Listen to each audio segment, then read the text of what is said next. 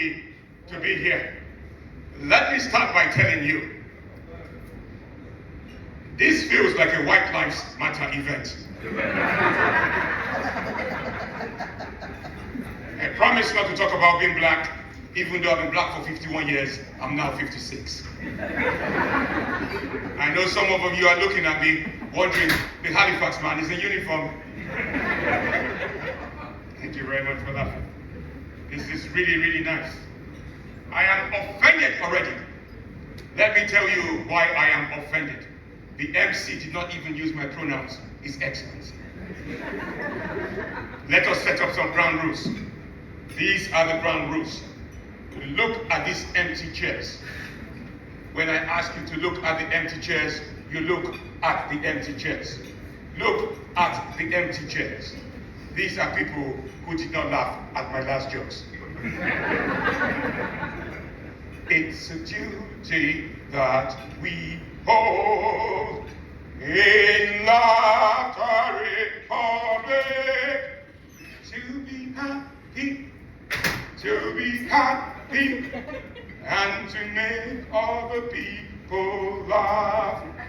It's a duty that we hold in laughter republic to be happy, and to make other people laugh. It's a duty that I am an African. I don't need a microphone. You are still looking at me wondering, what the fuck is this?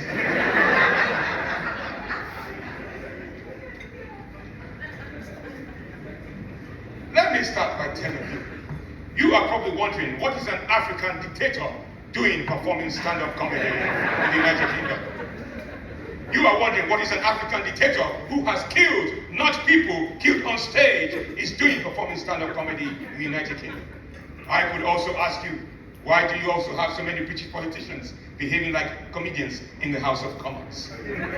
That is a fantastic joke. I will say it again, and you should fucking laugh properly. Thank you very much for laughing. I come from a country called Laughter Republic. It is very close to Wakanda. If you do not know where Wakanda is, I'm sorry, you're fucking racist. Laughter Republic consists of 3 tribes. The Gorodudu tribe, which means goodness, the Kamutu tribe, which means gracious, and the Kaputu tribe, which means great balls of fire. And I come from the great balls of fire tribe. The state capital of Laughter Republic is called Baghdad. We have several states: Islamabad, Banter Town, Choco Town, Giggling Town, Reflex Town, and so on and so forth. The Western media will tell you that there was a revolution in my country. I am the first elected military dictator in the world. I just had to make sure my name was the only name on the ballot box. Before I got elected, we had wet seasons in my country. As soon as I got elected, I moved the equator, very close to the Congo Basin. I moved into my country. Now we have beautiful summers, beautiful beaches, not beaches. Beautiful beaches, not beaches. Beautiful beaches, not beaches. Our schools are full since election. Our shops are full since election. And there are lots of single women since the election. It is clear to me that this is going to be a fucking tough gig.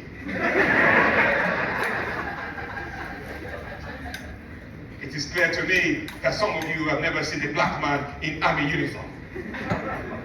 I don't know, you have come to a comedy show, you are folding your arms. I don't care how wrinkled your cock is, put your hands next to your cock. Thank you very much for laughing. I've come from a place called St. Albans in Hertfordshire. Does anyone know where St. Albans in Hertfordshire is? It is quite posh. Where? In Africa, fuck you. You're absolutely right. I mean, look at the weather. Look at, you have stolen the African weather, you have brought it to Colchester, and you're not coping. That's why you have air conditioning. But let me tell you, I've come from a place called St. Albans in Hertfordshire. I love the train journey from King's Cross to St. Albans because everybody thinks I'm getting off at Luton. On a Friday night, English people are always drunk. They can never ever contain their alcohol. And I'm this sort of dictator who enjoys pranking English people. I remember I was on the train from St. Albans to King's Cross, and there was this man who was sleeping. His mouth was wide open. You could tell he was middle class. I told the commuter I was going to prank him. They say, don't do that, you might have a heart attack. I touched him, he woke up, I said, welcome to Nigeria. Can you imagine a black man waking up a white man, welcome to Nigeria? This is a very, very, very strange crowd of people. Are you aware that you have come to watch comedy? Say that again. When did it start? It has already started. You have nice legs. Why are you gay? Answer me, why are you gay? You won't answer. No, well, there's nothing wrong with being gay. I am married to an English wife. I married her for passport rather than for love. We have 3 lovely children. I gave them English names. James Alexandra Obonjo, 18. Margaret Alexandra Obonjo, 12. And Cassandra Alexandra Obonjo, 6. We had sex every 6 years based on the government child benefit policy. That is a fantastic joke. I will say it again, and you shall fucking laugh properly. Democracy is a virus, and we need to flatten the curve. There's nothing working in Britain right now. I don't care if it's Labour, Lib Dems, Reform, nothing is actually working. Let me give you an example. The NHS, which I call the Nigerian Health Service, totally fucked. Nothing is working because you do not let your leaders die in office. Can you imagine if I was your prime minister? Just imagine if I was your prime minister. I will ban all TV stations, and who is this woman? Is this a state banquet or a comedy show? You are eating while I am performing. I would love to see someone die, not me, die here while I am laughing. I don't know where to take this fucking gig to. Because you keep looking at me wondering, what the fuck is this? I am a comedy genius. It might not feel like that this evening, but I am a fucking comedy genius. A reviewer recently reviewed me, basically said, when you see President Obonjo on stage, you'll be wondering, he intimidates his audience. He is bombastic. But after his set, you'll be wondering, what the fuck did I just say? Comedy is like dogging. Let me explain. You go to straight places at night to perform comedy. The spotlight represents the car light. People are watching you perform. Some are enjoying your performance. Some just want to join your fucking stage. I can see there is a dogger there. Look at that guy there. He's a dogger. Are you a dogger, sir? Not you. You're too old for dogging. The man in glasses. You are a dogger, aren't you? How did you realize? Because you are the only one laughing. You are the only one laughing out of everyone else. Really nice. It's nice to be here. Let me tell you also that after my set, you don't have to worry about COVID, but you have to worry about Ebola. One person laughed. I'm trying to figure out whether you like sex jokes or whether you like intellectual jokes. You know, my wife and I, we've been married for 20 years. And let me tell you, when I proposed to my wife, I was joking. I didn't really mean it. 20 years down the line, the joke has run out. Got 3 lovely children. Joke 1, joke 2, joke 3. But you see, my wife and I, when we met, we made love everywhere. In the living room. How many married people are here? Raise your hands. You don't look happy. And now you're laughing. You don't look happy. How long have you been married, madam? Yes. Oh, what is that? Boyfriend. At this age, what happened?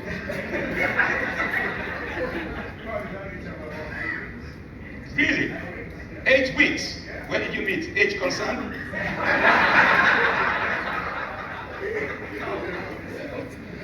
You can't remember. Badu, where? Grindr? Where did you meet? Where did you guys meet? Social media. Social, which one? Facebook, believe it or not. Facebook, the marketplace.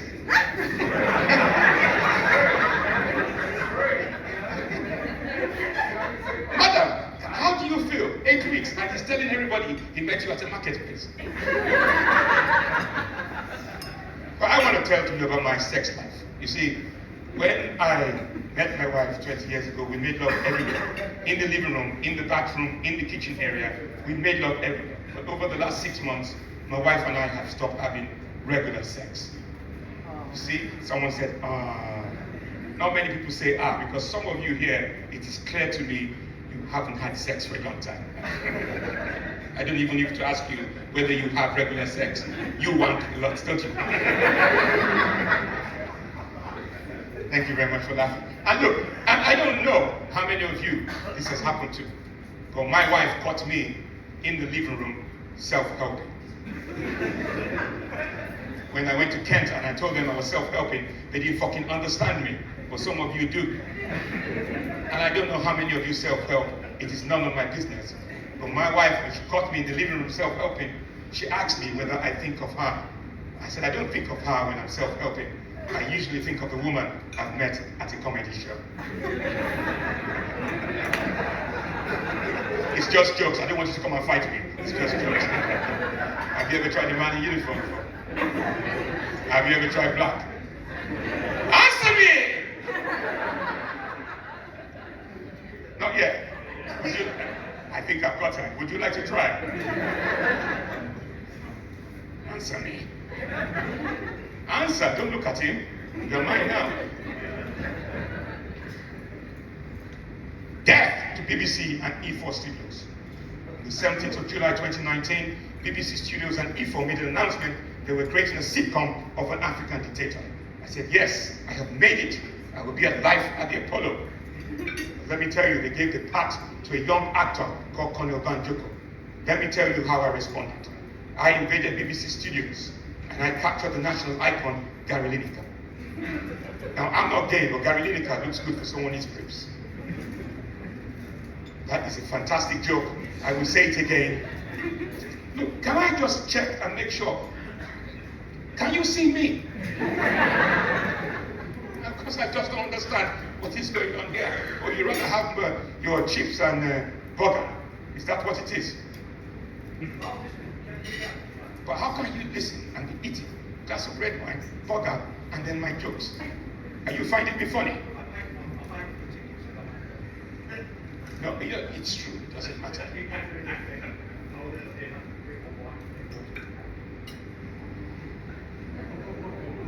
That is like a 3-course meal.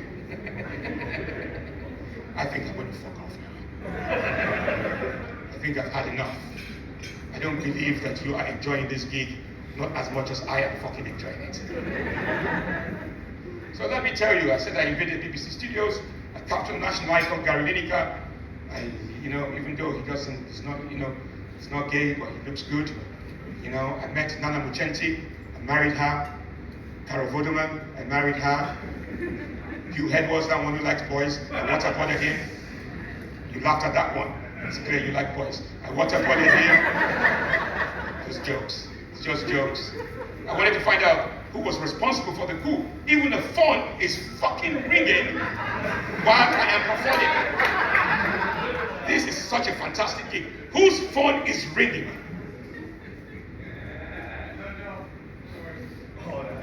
My God, I am not going to forget you guys. Burger, chips, phone, red wine. Now I will answer it. It might make the gig go better. Give me your phone. Give me a call now. Guys. Yeah, come on. You want to give me the phone? Save my gig. Save my gig. Save my fucking gig. I need some laughter in this gig. Save my gig. Okay. So anyway, guys, I am going to end my set. Not because I'm not enjoying myself, but you see, this is what happens with my jokes. Most of the time, people don't laugh straight away. But when they get back home, they say, oh yes, that was what he was talking about. And they start laughing. I will never ever forget Colchester. This feels like a Red Lion where the ghosts are in the Red Lion. You know that joke? Good. So I shall leave right now the way I came, quietly.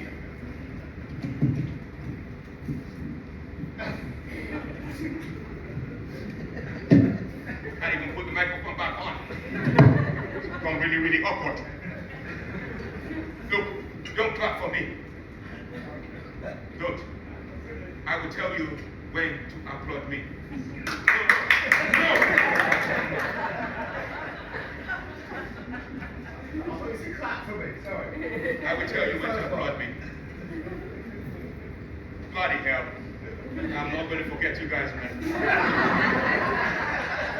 You have been, honestly, you have been a fantastic audience. This is what we call comedy, where you are listening quietly, you don't want to laugh. Hold on! Shut the fuck up! Like you're middle class. You look at me like a work of art. You're looking at me like a painting. Make me laugh. That is what you're doing. You're making, I don't know what to do. Maybe I need to strip. I knew you were gay. You tried black coffee? You're not my type, but she is. I haven't even come here. Fuck you guys. I haven't come here to tell you I'm funny. I know I am funny in my head. The best way to start a revolution is to find yourself another wife. I'm taking you. At least if I'm not funny, I can get married.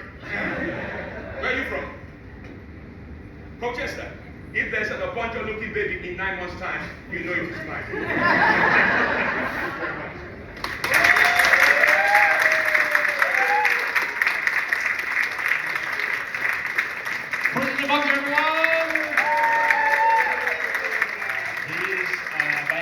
Children's parties, if anyone, and see him after the show, thanks. So, right, we've got a little break now, about 10-15 minutes. Go for a wee, go for a poo, go for wank jokes. It's now your time. Go and get some airs, hot, do all that, and then we're back for another act. One more time for the fantastic President of Poncho!